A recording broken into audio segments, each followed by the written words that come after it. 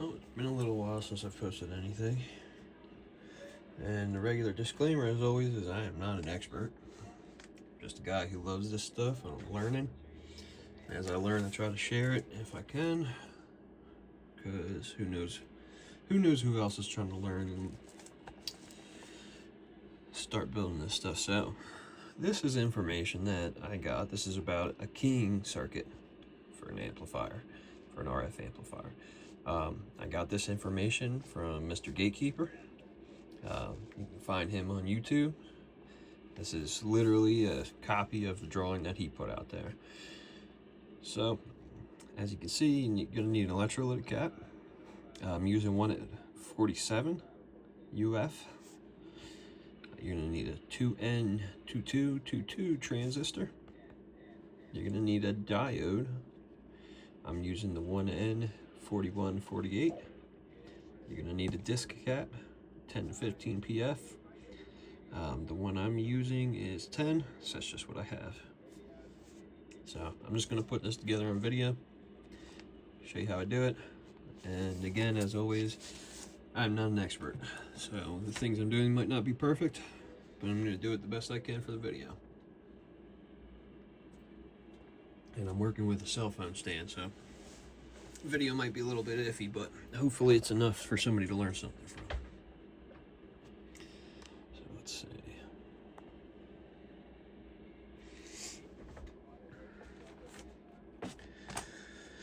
Alright, so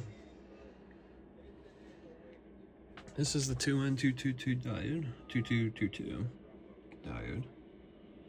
And from what I remember, the flat side here, facing you, it will be emitter, base, collector. Now, if I'm wrong about that, please somebody comment and let me know. But it seems to have been working pretty good so far. So, first thing I'm doing here is I'm taking this diode.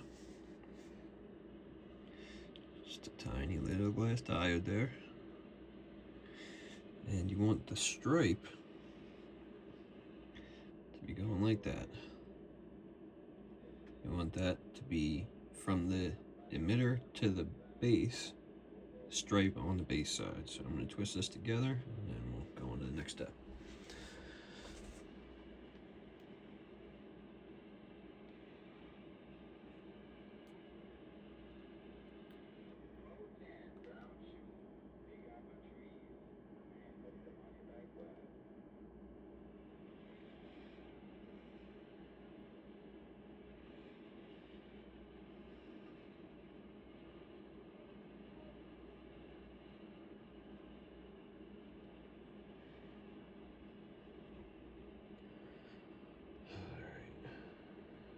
After that's done, this is what we got. That's my first step. I'm gonna close my radio room door real quick.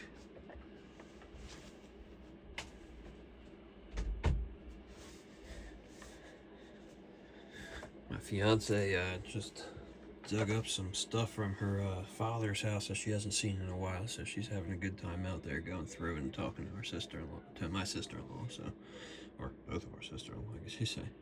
Regardless, so that's where we are now. Those are hooked up. So the next thing I'm going to do is I'm going to take this electrolytic cap. Now, if you look, you can see one of the leads is shorter than the other. The short lead is the negative side because these electrolytic caps do have are polarized. They have a proper polarity. So this is the lead that's going to ground. So I'm putting the ground on that side.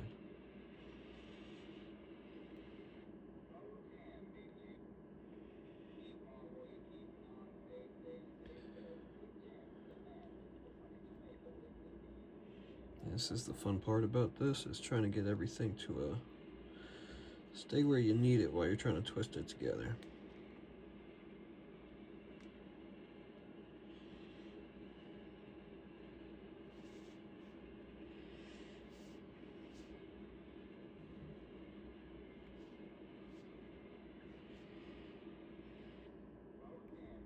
So the positive side of the electrolytic is going to go through to the third leg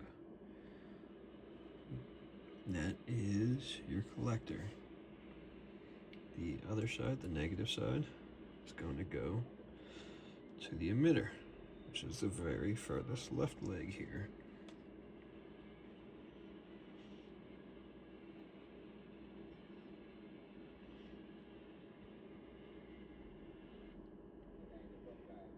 So now that I've done that, one thing I want to check for and make sure of is that down here, nothing's touching each other. And it sure gets close to that center lead. So what I'm going to do here is I'm going to pull that away a little bit. And where is my screwdriver? Oh man, I'm misplacing tools. Here we go. So this it's not touching, so it's not like I have to freak out about it or worry, but I still want to be a little extra cautious. So I'm going to try to push this over just a little bit. Give it a little extra space. That should be okay how it is. So, try to make this a little bit more organized.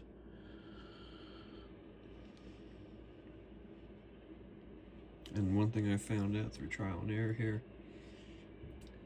is these little 1N2222 transistors, their leads, especially because of the fact that it's kind of hard to see here, but there's a spot, there it is, which kind of can press, like clamp down on or something from the factory, and that kind of gives a weak point. So if you end up moving these around too much, you know, more than the twisting, they can snap very quickly and easily. So I've just learned to do my best to have everything in proper place, twist it, and then leave it alone. So this is where we are now. We've got our transistor, flat side facing us. Got our diode with the stripe going to the base. And we've got our electrolytic cap, negative side, going to the emitter. Positive side going to the collector. So emitter, base, collector. Just a quick reminder. So now, the final thing we need to do here, this is going to go off of the base leg, is this cap. So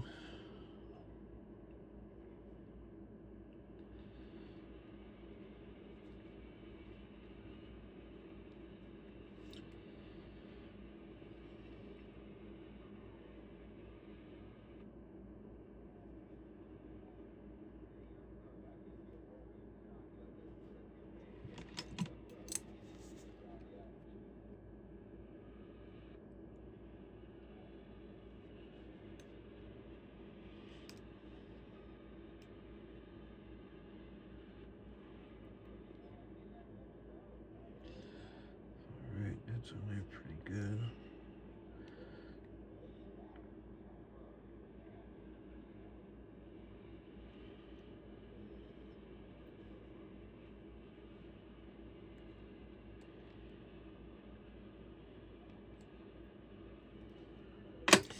I've got just a little bit extra on there, so.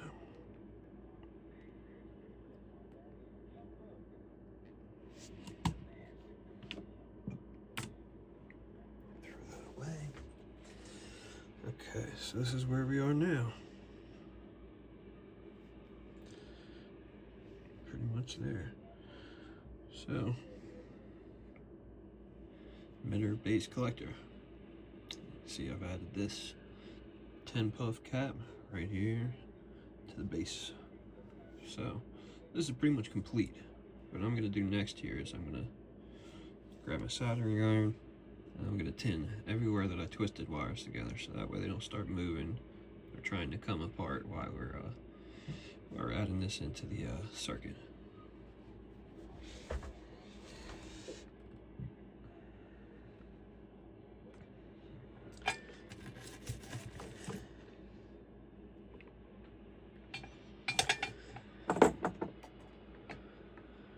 I know a lot of people hate these things because they are a pain in the ass sometimes, but they're also a bit of a lifesaver when you need them. So, these little helping hand steels. Alright.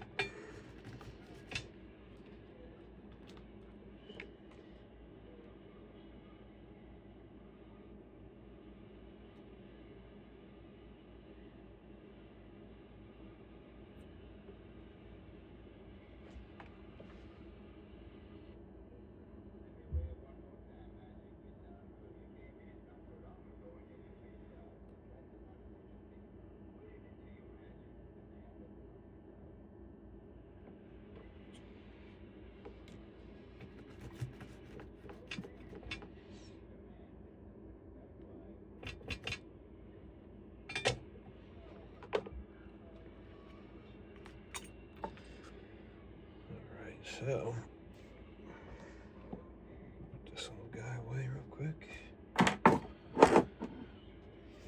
So now,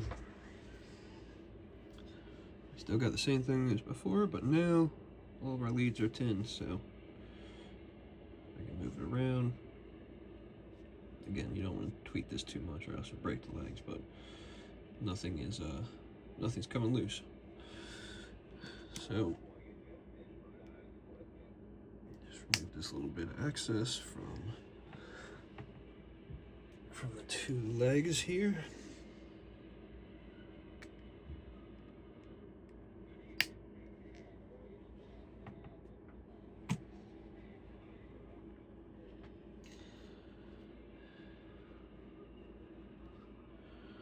And here we are.